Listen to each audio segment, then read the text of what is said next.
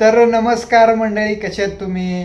तर आता सध्याला big boss Hindi season number 18 चालू आहे आणि त्याच्यामध्ये जे वाईट कार्ड एंट्रीमध्ये आलेले आहेत, तर मुलीचं नाव आपल्याला काही घेणं देणं नाही आहे. जे टॉपिक आहे त्याच्यावरती आपण बोलूया. तर मी मित्रांनो तुम्हाला सांगतो की दिग्विजय आणि अविनाशमध्ये एकदम कडाक्याचं भांडण झालेलं आहे बघा मित्रांनो. आणि असं कडाक्याचं भांडण झालं आहे की खतरनाक. अरा एवढं जोरात भांडण झालं आहे. कशावरून कोणालाच माहीत नाही. तर तेच मी आज तुम्हाला सांगणार आहे की कशावरून भांडण झालं आहे, का म्हणून भांडण झालं आहे. तर मित्रांनो मी तुम्हाला सांगतो की दिग्विजयचं आणि त्याचं भांडण का झालं आहे, कशा बाहेर नाही झालं. तर मित्रांनो आत्ताच प्रोमो लॉन्च झाला आहे थोड्या पूर्वी आणि लाईव्हमध्ये पण आपण बघितलेलं आहे की दिग्विजय आणि अविनाशचं भांडण झालेलं आहे. अविनाशला आता फुटेज भेटत नाही. जेव्हा रोहित शेट्टी सर येऊन गेले तेव्हा ते बोलले की तू कुठेही दिसत नाहीये. तेव्हापासून दिग्विजय, अविनाश, विवेन यांना फुक्कटचा नडायला जातोय. कारण त्यांना माहीत आहे फुटेज आता कोण देऊ शकतं, तर हे दोघे देऊ शकतात. कारण नॉमिनेशनमध्ये तो स्वतः सुद्धा आहे. त्याच्यामुळं तो कुठे ना कुठे जातोय. स्वतःचं बोलतात ना काड्या करायचं काम चालू आहे. तर तो काड्या करताना अविनाशला तुम्हाला तर माहिती आहे अविनाश थोडा बधीर आहे थोडा. त्याला थोडी गेम कळले वगैरे सगळं कळतं, पण तो थोडा बधीर आहे.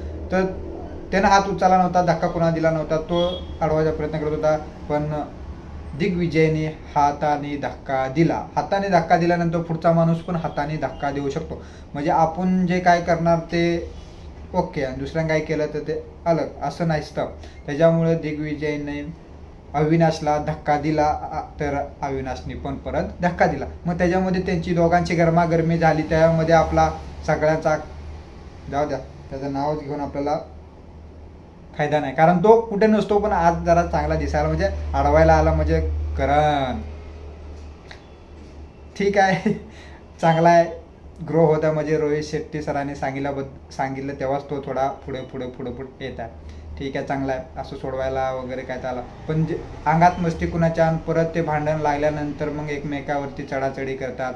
मग त्यानंतर ईशा आली मध्ये अविनाशला वाचवायसाठी, परत सगळ्या 2-3 मुले आल्या, हे आले ते आले.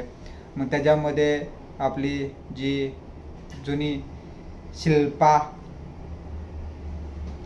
आलेली ठीक आहे, शिल्पा मॅडम आहे. तिच्या अंगावरती काय तर ते टास्क एक दिलेला आहे की टाइम गॉड बनायचं टास्क दिलेला आहे. त्याच्यामध्ये ते चॉकलेट का कॉफी आहे, चाय का काय, तर त्याच्यामध्ये जास्त ज्याकडे असतील तो टाइम गॉड नवीन बनेल.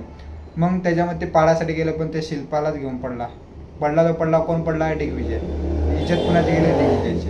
पण तो दाखवण्याचा प्रयत्न करतोय की मला अविनाश धक्का देतोय, अविनाशने सगळं केलंय. तर त्याची काहीतरी एक गेम प्लॅन असेल दिग्विजयचा, काही असेल. तर आजच्या प्रोमध्ये आपण हेच बघितलंय की अविनाश आणि दिग्विजयची फायटिंग झाली मस्तपैकी. रेटी चालू होती, थोडं करत होते भांडण, पण करणने येऊन सोडवलं. त्या पोरी पण गेल्या, पण सोडवायचा प्रयत्न नाही झाला. तरी त्यानंतर घेऊन पडला शिल्पाला. तर आपला एवढाच विषय होता. दुसरा विषय उद्या चला जाईल.